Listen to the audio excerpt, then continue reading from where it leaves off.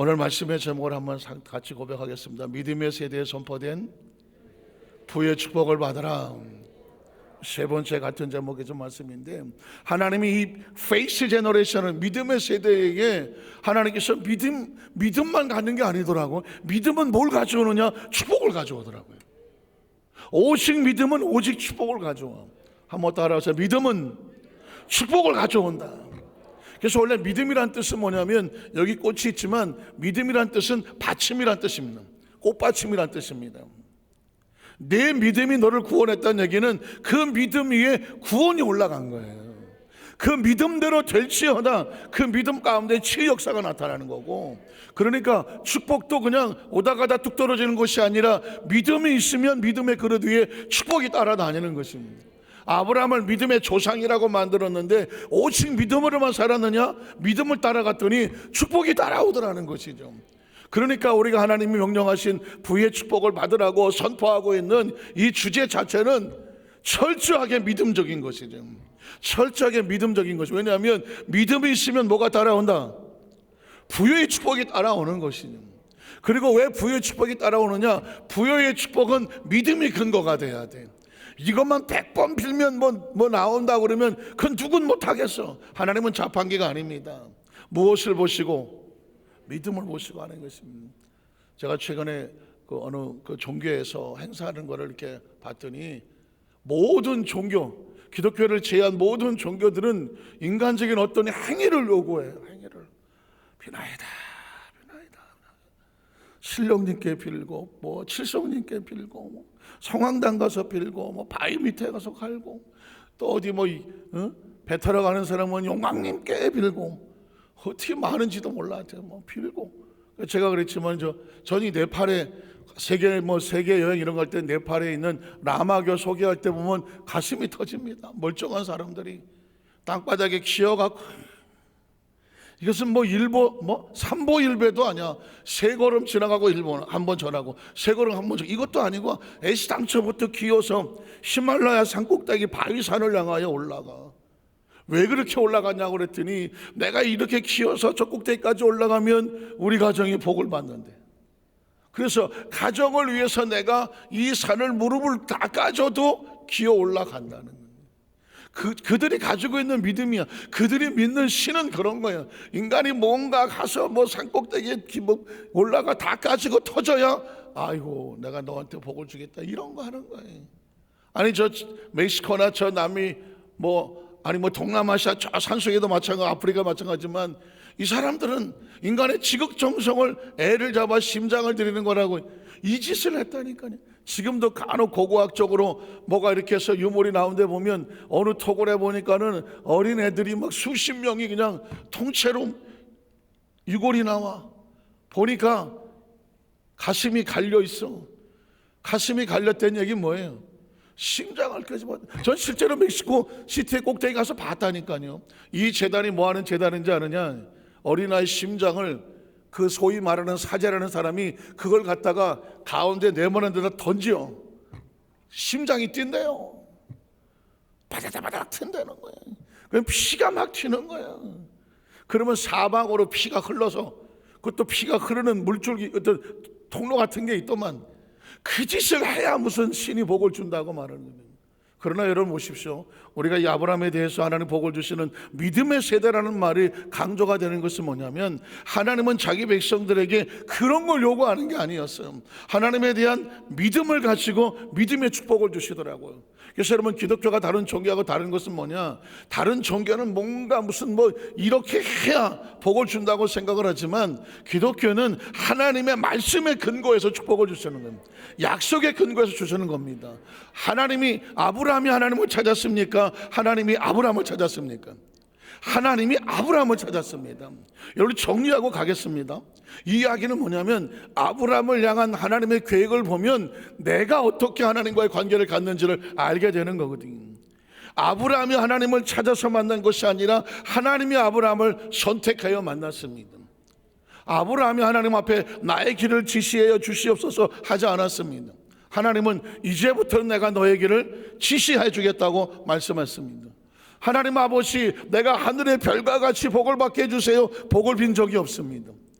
하나님께서 그를 선택하시니까 하나님의 계획을 세우셨으면 내가 너를 하늘의 별과 같이 위대하게 만들어주겠다고 말했습니다. 그건 아브라함의 뭘 보고 만들어주는 것이 아니라 아브라함을 향한 하나님의 계획이 있기 때문입니다. 예수를 믿는다는 것은 하나님의 계획이 우리 속에 들어오는 것입니다. 예수님을 구주로 믿으시면 아멘 하시기 바랍니다. 예수를 구주로 믿는다는 것은 나를 향하신, 우리를 향하신 하나님의 계획이 내 속에 붙잡혀지는 거거든요. 아브라함은 딴 사람이 아닙니다. 하나님의 계획 속에 들어온 사람입니다. 그러니까 하나님의 계획에 들어오니까 누가 만들어 갑니까? 하나님이 만들어 가는 것입니다. 여러분, 결론에서 말씀하겠지만 저와 여러분이 여기까지 온 것을 보면 내가 하나님 앞에 때를 써서 이렇게 만들어 주세요 하고 만들어서 와 있습니까? 어느 날 갑자기 나를 보니까 하나님이 나를 만들어 여기다 갖다 놨습니까? 하나님이 나를 만들어 갖다 놨다니까요. 인생을 한번 가만히 살펴보자고요. 내가 하나님 앞에 비벼서 무슨 때를 써서 나 이렇게 만들어 주세요 해서 되어진 존재가 아니라니까요. 하나님께서 원하시는 모습으로 우리가 보지 못하고 듣지 못하고 손잡히지 않았는데 세월이 지나서 보니까 이렇게 하시려고, 날 이렇게 하시려고, 우리 가정을 이렇게 하시려고, 우리 교회를 이렇게 하시려고, 심지어 대한민국도 이렇게 하시려고 그 모진 역경과 고난과 시련을 이겨내게 하시고 세계 모든 민족 위에 뛰어나게 하시는구나. 전 대한민국의 미래는 절대 불행하게 보지 않습니다. 비관적으로 보지 않습니다. 우리나라는 하나님이 보호하사 우리나라만 여기까지 온 겁니다. 이 땅에 가는 예수 믿는 성도들도 있고 전 세계적에서 모든 교단 가운데 대형 교회는 다 우리나라에 있습니다. 감리교, 성결교, 순복음 이런 말할 거 없고 하나님께서 왜 이 땅에다 그런 일 하십니까? 우리나라 성도들이 교회를 잘 지어서 교회를 지었습니까? 하나님이 이 땅에다 교회를 세우셔서 세워졌습니까? 교회는 하나님이 세우는 거거든요. 가만히 보십시오.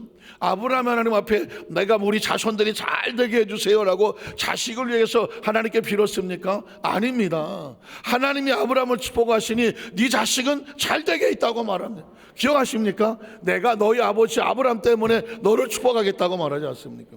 아브라함에게 약속한 게 있기 때문에 이삭을 축복하는 겁니다. 이삭에게 또 약속이 있기 때문에 야곱을 축복하는 것입니다. 그의 자손들은 조상들을 향한 하나님의 축복의 말씀 때문에 그렇게 되는 겁니다. 자, 그렇다고 하면 왜 이 아브라함의 축복이 중요하냐면 그게 이스라엘 백성을 위한 축복이 아니더라는 것이죠. 말씀을 통해서 보니까 예수님은 왜 이 땅에 오셨는가? 넓은 의미에서 온 인류를 구원하시려 왔지만 좁은 의미에서 보면 구약에 약속됐던 아브라함을 향했던 그 축복이 이방인들에게 미치게 하기 위해서 통로가 필요해서 통로가. 근데 그 통로가 뭐냐? 예수님이었다는 것입니다. 유대인들을 통해서 아브라함을 통해서 세계에 복을 주려고 했더니 유대인들이 자기들끼리만 꽁꽁 묶어서 이건 우리 복이야, 이건 우리만 복받게 돼 있어, 아브라함의 자손들만 복받게 있어, 저 이방인들은 절대 받으면 안 돼, 자기들이 똘똘 뭉쳤습니다. 그래서 이건 하나님의 뜻이 아닌 거죠. 예수님이 오셔서 일부러 세리를 찾아가고 장녀들을 찾아가고 병든 사람을 찾아가고 소외된 사람을 찾아가고 유대인들이 보기에는 다 버림받은 같은 이방인들을 찾아가고, 이건 뭘까요? 복음의 핵심은 저들에게 있다는 것입니다. 그래서 여러분, 이 시대를 살아가면서 정확하게 할 것은 하나님의 약속, 아브라함을 향한 축복의 약속을 샘플로 안다면 그 다음에 이 시대에 저와 여러분을 연결하는 게 뭐다? 예수 그리스도입니다. 예수님께서 왜 고난을 받느냐? 그동안 우리가 알지 못했던 세상의 모든 것들을 다 짊어져서 대속하고, 어린 양과 같이 대속하고 우리의 지나간 과거를 다 씻어버리고 이제 새로운 믿음의 자손으로 출발을 해서 누구의 복을 받아라? 아브라함의 복을 받으라는 것이죠. 아브라함의 복을. 그리고 우리가 아브라함의 복을 받기 위해서 기도하시는 건 뭐냐? 우리는 빌지 않습니다. 약속을 믿고 아버지 앞에 간구하는 겁니다. 간구하는 겁니다. 비는 거하고 간구하는 건 다릅니다. 그냥 종으로서 지나가다 좀 한 푼 주세요라고 비는 게 아니라 아들로서 아버지에게, 아버지, 나는 이런 것들이 있어서 이 일을 하기 위해서 물질이 필요합니다. 지혜가 필요합니다. 건강이 필요합니다. 은사가 필요합니다. 주의 일을 하게 하여 주시옵소서 하는 겁니다. 그래서 하나님께서 그 사명을 위해서 영권을 주고 물권을 주고 하나님 생명을 주고 은사를 주고 기적을 주시는 겁니다. 간혹가다 이런 축복을 받고 잘못되는 사람들은 그걸 가지고 하나님의 계획과 목적 안에 살지 않고 다른 짓을 하고 나갈 때에 저 TV에서 나오는 2단이 되고 3단이 되고 4단이 되고 5단이 되고 7단이 되는 것이죠. 자, 그러면 제가 여러분에게 근거를 드려야 될 거 아닙니까? 근거. 그런 약속의 말씀이 과연 있습니까? 제가 여러분에게 근거를 드려야죠. 자, 갈라디아서 3장 6절 이하를 보겠습니다. 갈라디아서 3장 6절에 보면 아브라함이, 그 아브라함입니다. 그 아브라함. 이 아브라함이 하나님을 어떻게 하며? 믿음에 그것을 아브라함에게 뭐로 정하셨더라? 의로 의가 뭘까요? 죄에서 멀어진 자, 하나님과 다시 관계가 회복된 자, 하나님의 백성이 된 자, 하나님의 축복을 이어진 자, 회복한 자, 구원받은 자, 의로 정하셨다함과 같으니라. 그 다음 절을 보면 그런즉 믿음으로 말미암은 자, 누구예요? 누구를 믿음으로? 예수를 그 중으로 믿음으로 말미암아 하나님의 자녀된 저와 여러분은 누구의 자손이에요? 아브라함 자손. 확실합니까? 확실합니까? 제가 아까 말했습니다. 예수는 왜 이 땅에 오셔야 됐나? 그는 왜 십자가를 짊어셔야 됐나? 왜 그는 부활하셔야 됐나? 그는 왜 우리에게 다시에게 성령을 약속하셨나? 예수님은 왜 다시 오신다고 재림을 약속하셨나? 예수는 과연 우리에게 어떤 존재인가? 구약 성경 속에 아브라함을 통하여 약속하신 그 축복을 유대인들이 자기들끼리만 지고 앉아서 안 된다고 지고 있는 거, 그렇게 하려고 하나님께서 축복을 주신 게 아니거든. 유대인 아니야. 그들로서 벗어나서 바울을 통하여 전 세계로 복음이 나가게 되고 그 약속의 말씀을 듣는 자들마다 동서남북으로부터 구름대같이 올라와서 아브라함과 이삭과 야곱의 자리에 앉을 것이나 그 나라의 본 자손들은 바깥에 쫓겨나서 슬피 울며 이를 간다고 말했습니다. 그러니까 복음은 유대인을 위해서 온 것이 아닙니다. 온 세계 모든 인류를 위해서 온 겁니다. 그래서 예수님이 이 땅에 태어나셨을 때에 천사가 뭐라고 말합니까? 보라, 온 세상에 미칠 큰, 크리스마스가 지난지 오래됐고 잘 기억이 안 나시다니. 천사가 보라, 온 세상에 미칠 큰 기쁨에 좋은 소식을 너희에게 전하노라. 저는 어렸을 때 궁금했어요. 아니, 예수님이 유대 땅에 오셨는데 뭔 온 세상에 미칠 큰 기쁨의 좋은 소식이야. 유대인들에게 갇혀 있었던, 꽁꽁 갇혀 있었던 이 복음이 껍질이 깨지고 포장이 뜯기고 복음이 이제 예수로 말미암아 전 세계로, 전 세대로 어떻게 할 것이다 퍼져나가는 것입니다. 이제는 누구든지 주의 이름을 부르는 자마다 아브라함의 복을 받은 아브라함의 자손인 줄 알지어다 하는 것입니다. 여기서 믿음으로 말미암아 아브라함의 자손이란 딴 것이 아닙니다. 믿음으로 의를 얻는 사람, 그리고 아브라함의 약속된 축복을 같이 받는 사람, 자손인 줄 알지어다. 그 다음 절에 보면 하나님이 이방을 믿음으로 말미암아 의로 정하실 것은 이미 성경에 예언되어 있는 것입니다. 성경이 미리 알고 뭐라고 말합니까? 먼저 아브라함에게 복음을 전했어요. 십계명이 있기 전에 아브라함에게 하나님의 축복을 했을 때에 너와 내 자손만으로 말미암아 천하 만민이 복을 받는. 여러분 보십시오. 아브라함은 유대의 자손들이 태어나기 전에 하나님이 아브라함에게 약속을 했어요. 너와 내 자손으로 말미암아 천하 만민이 복을 받을 거라 그랬어요. 그런데 유대인들은, 아브라함의 자손들은 그게 싫은 거예요. 그게 싫었어. 그래서 오직 유대인, 자기들만 선민이라고 말하고 초우준 피플이라고 말하고 이방인들은 개라고 말하고 상종을 하지 아니하고, 심지어 전 사마리아라는 이름만 들으면 가슴이 아파요. 사마리아. 이 사마리아는 유대인입니다. 근데 뭐 이스라엘 역사를 조금 아시겠지만 BC 722년에 아시리아에게 한번 포로를 당하고 BC 586년에 바벨론에 한번 포로를 당합니다.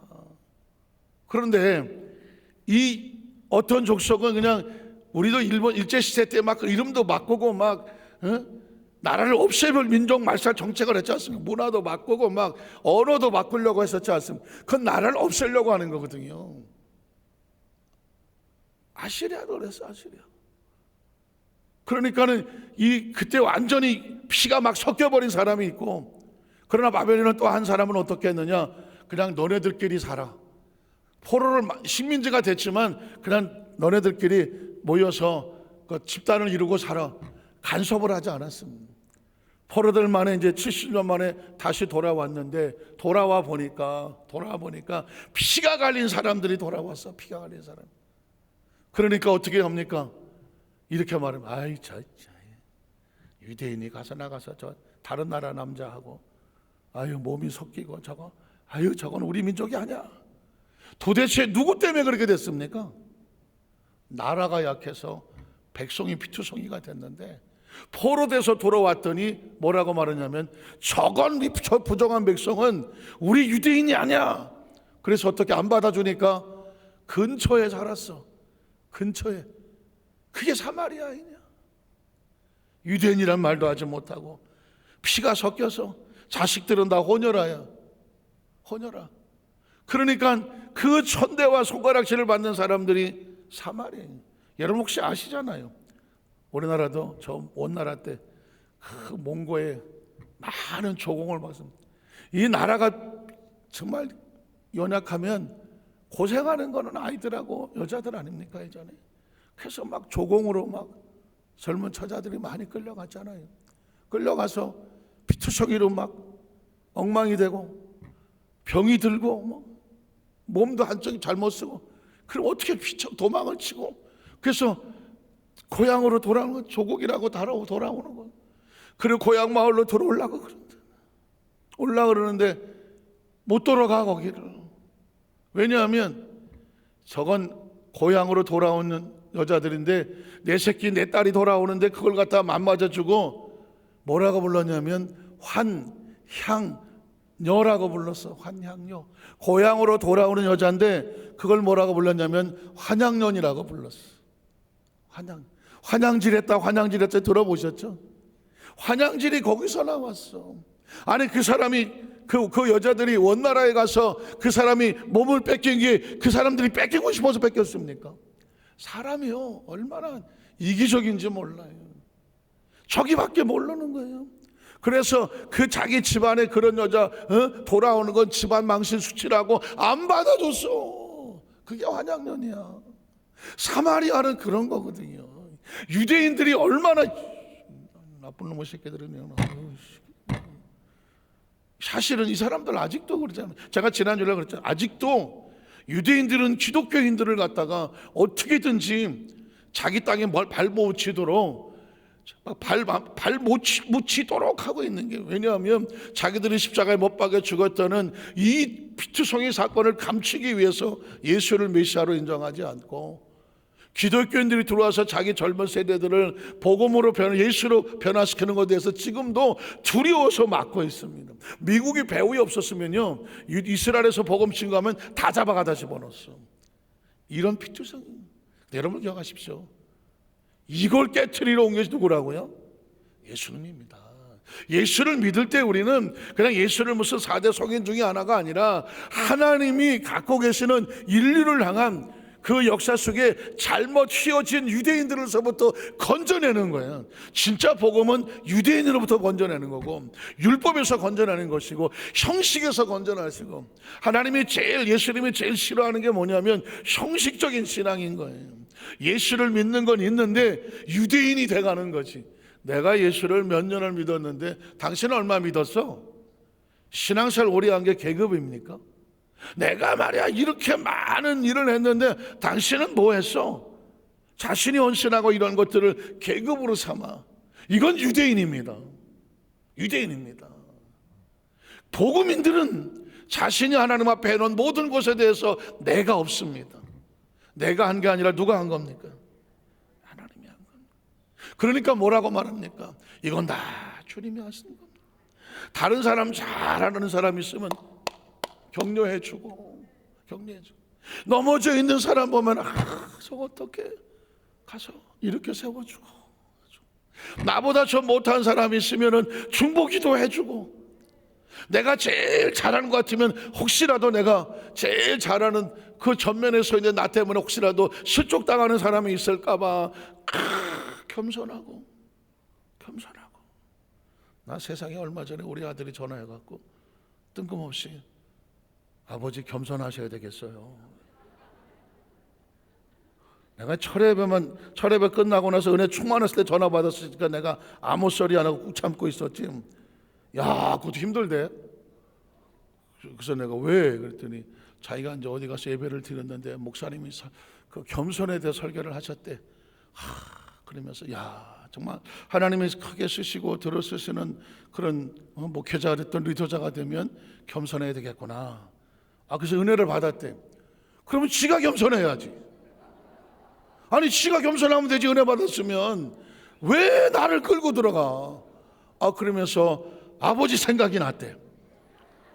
그러면서 아버님도 목사님으로서 많은 성도들을 모시고 있으니까 왜 이렇게 아버지 생각이 나는지 모르지만 겸손하셔야 되겠대.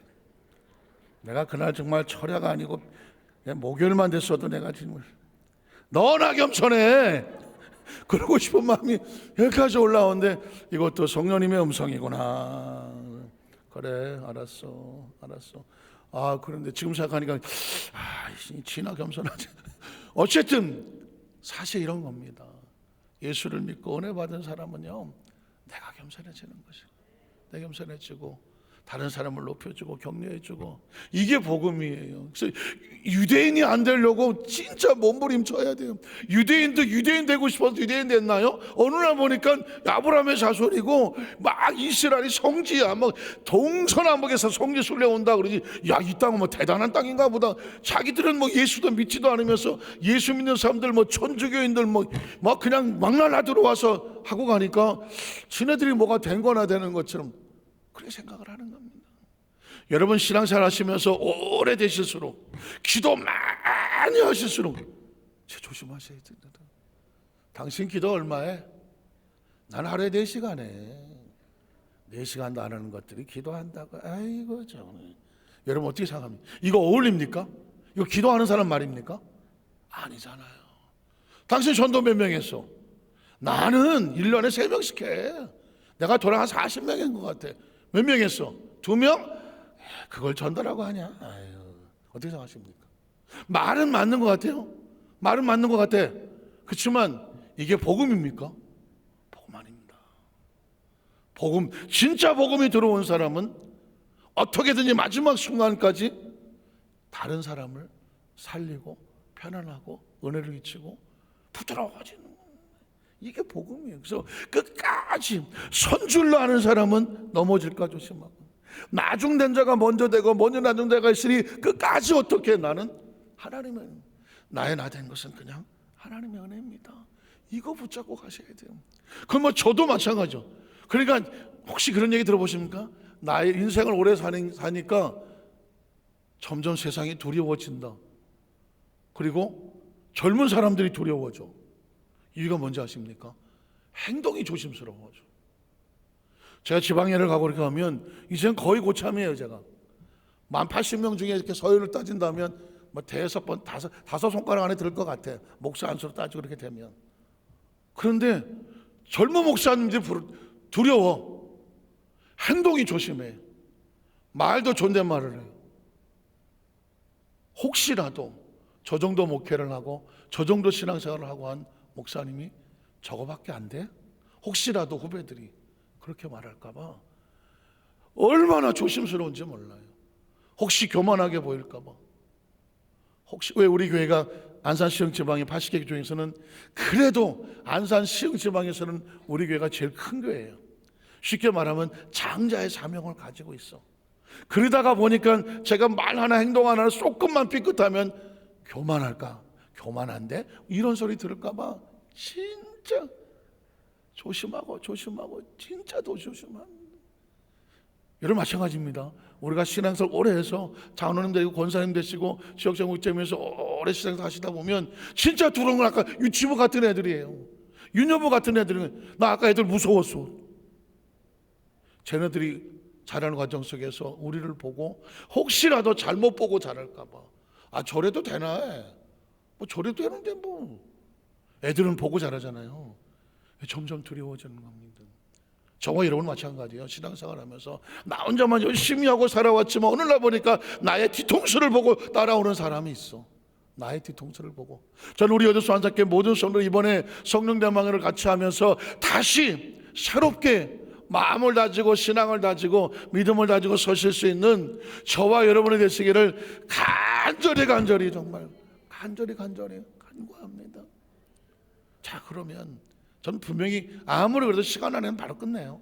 절대 넘어가진 않아요. 걱정 안 하셔도 됩니다. 자, 출애굽기 14장을 보면 그럼 그거 맞아야 돼요. 읽어볼까요? 자, 그 다음 절에 보면 그러므로 믿음으로 말미암은 사람은 믿음이 있는 누구와 같이 복을 받아요?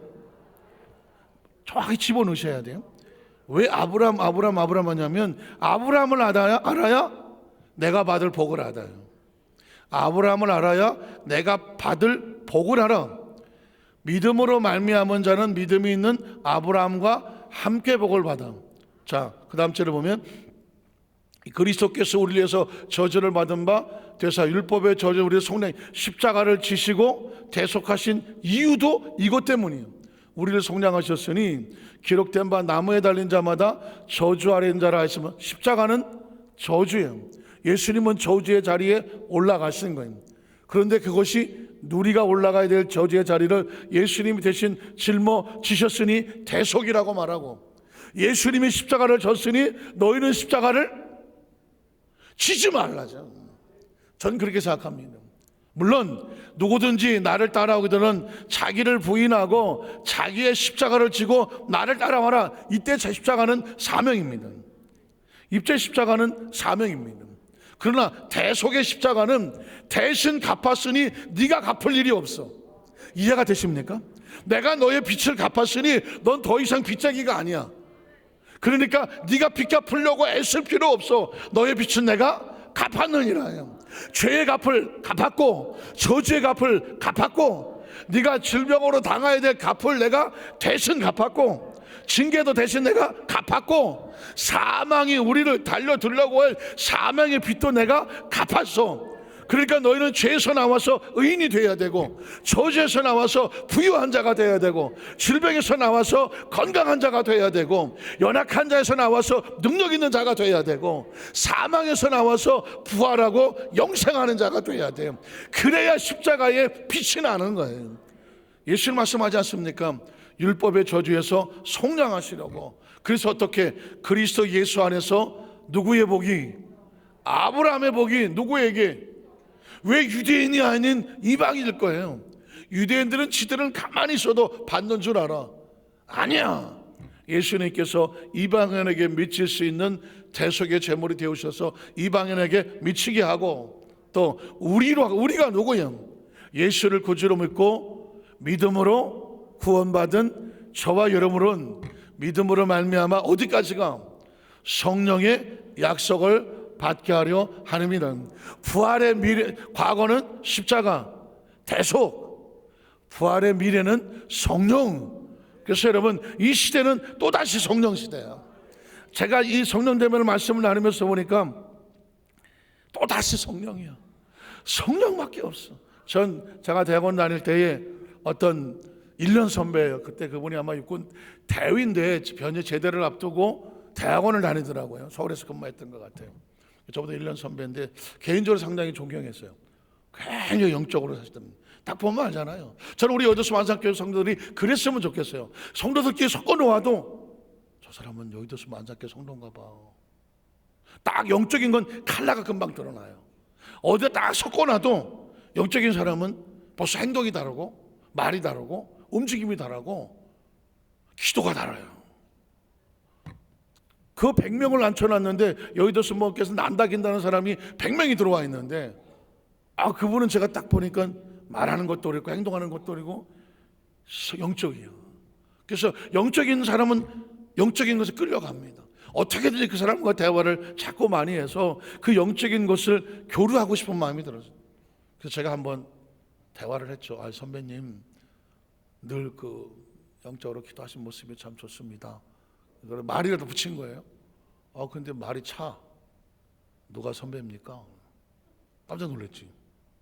누가 선배입니까? 근데 그 다음 말이 수십 년이 지난 제 가슴에 아직 남아 있습니다. 선배는 영적으로 강한 자만 선배입니다. 막 뒤통수를 쳤습니다. 우리는 나이 따져, 뭐 주민등록남아 따져, 무슨 뭐 연도 따져, 뭐 선배 따져, 못 따져. 영은 안 그런 거예요. 성령 안에서는 누가 선배냐? 영적으로 강한 자가 선배인 거예요. 아무리 뭐 나이가 많고 뭐 기수가 높다고 할지라도 영적으로 바닥을 치면서 내가 선배야, 너 언제 받았어? 내가, 이건 초라한 겁니다. 초라한 겁니다. 진짜 선배는 뭐냐? 영성이 왕성한 거예요. 영적으로 뜨거운 거예요. 영적으로 충만한 거예요. 영적으로 하나님 안에 있는 사람이에요. 영적으로 감히 누가 딱 가봐 기도를 하든 말씀을 하든 그 사람의 신앙생활 모습을 보면 하나님의 성령이 흐르고 있는 게 막 전율을 느낀다니까. 그게 영적으로 강자인 거예요. 저는 우리 어두스 만삭교회 성도들이 교회를 얼마나 오래 다녔느냐, 뭐 어떻게 했느냐, 행위 물론 열심은 좋아요. 그러나 그 중심에 성령님과 교통하며 교제하며 그 뜨거운 임재가, 영적인 그 뜨거운 영성이 이왕이면 전 세계사에 가장 강력한 우리 교회와 성도들 되시기를 주님의 이름으로 축원합니다. 우리가 태어나는 시간은 내 마음대로 못 하잖아. 기수도 내 마음대로 안 돼. 먼저 갔는데 앞 기수인데 어떡하고 있어. 그러나 하나는 내가 영적으로 더 강할 거야. 더 뜨거울 거야. 더 충만할 거야. 더 하나님 앞에 더 간절할 거야. 그 영성에 대해서 도전을 하시기를 바랍니다. 도전을 하십시오. 내 안에 성령님께서 나를 통하여 마음껏 일하게 하시는, 그게 영성이야. 그게 영성. 그러면 그 말 한마디에 성령님이 운행하시고 역사하시고 치료하시고. 제 머릿속에 딱 들고, 하나님 이 땅에 살면서 사역을 존재하는 동안에 우리 여도수막한산 교회뿐만 아니라 온 성도들, 그리고 이 강단이 하나님의 말씀이 선포되는 전 세계 교회 가운데에 가장 강력한 하나님의 약속이 선포가 되고 하나님의 은혜가 선포가 되고 성령의 감동이 있고 치유 역사가 나타나고 하나님이 뜨거워서 견딜 수 없는, 내가 이 재단이 오순절마가 다락방처럼 만들겠다, 하나님의 심령이 통하는 우리 교회가 되기를 주님의 이름으로 축원합니다. 적어도 그런 프라이드는 있습니다. 하나님 안에서 내가 최고가 되겠다.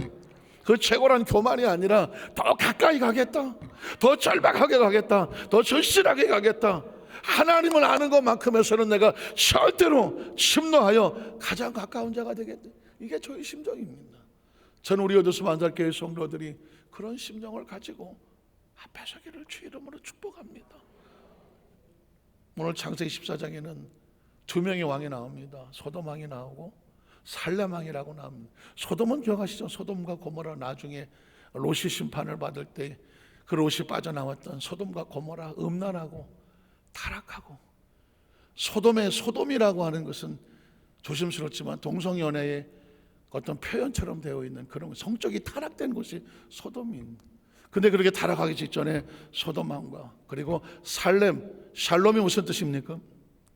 평화라는 의미를 가지고 있는 샬롬, 죽을 놈 아니고 샬롬 하는 거죠. 그 예루살렘을 말하는, 예루살렘이 살롬입니다. 그러니까 살렘왕이란 멜기세덱이라고 나옵니다. 자, 소돔 왕이 나오고 멜기세덱. 그런데 이 두 사람이 아브라함을 만나고 나서 아브라함에게 축복을 합니다. 멜기세덱은 예수 그리스도로 그림자처럼 여겨지는 살렘 왕, 평강의 왕, 의의 왕인데 아브라함에게 복을 주시옵소서. 아브라함은 하나님의 사람을 만나면 그 복을 주시고 싶어서 견뎌내지를 못하더라고요. 저는 우리 어두스 만삭교회 성도들이 그런 의식과 사고가 충만했으면 하나님은 나를 축복하시고 싶어서 견디지를 못해요. 아니 그럴 수밖에 없어. 왜? 하나님의 형상과 모양이 있지, 하나님의 마음, 절박한 마음이 있지. 그래서 살렘 왕 멜기세덱이 아브라함을 축복하고 아브라함은 자기가 받은 축복 가운데 10분의 1을 다시 살렘 왕에게 드렸다. 그런데 소돔 왕은 말하기를, 자기도 주겠다고 말할 때 아브라함은 이런 말을 합니다. 나는 당신에게 우리 병사들의 필요한 것만 받고 나머지는 안 받겠습니다. 그러면서 이런 말을 합니다. 나는 하나님의 주신 것만 받겠습니다. 하나님이 주신 겁니다. 당신 나에게 뭐 좀 주고 갔다가 돌아서 갖고 저 아브라함 그냥 내가 좀 도와줬던 사람이야. 그래서 이 아브라함이란 이름이 소돔왕의 도움을 받았다는 그 소리 난 듣지 않겠다. 아브라함은 철저적으로 누구 축복을 받았다? 하나님의 복을 받았던. 오늘 말씀을 정리하면서 영적인 프라이드와 자존심을 자존감을 갖는다면 우리 여두순복 안산교회 오는 성도들, 이번 성령 대망에 작정하여 하나님의 부의 축복의 이 비전을 명령으로 받은 성도들, 이제부터 세상에 어디 가서 구걸해서 받지 않겠다. 사람에게 의지해서 좀 도와주세요, 사람이 나를 복있겠다는 소리 듣지 않겠다. 여두순복 안산교회 성령 부호가 나가는데 어떤 누가 도와줘서 됐다 이런 소리 듣지 않는다. 누가 도우셨다? 하나님이 하셔서 하나님의 영권을 주시고 하나님의 물권을 주시고 하나님의 지혜를 주시고 명철을 주시고 가축을 주시고.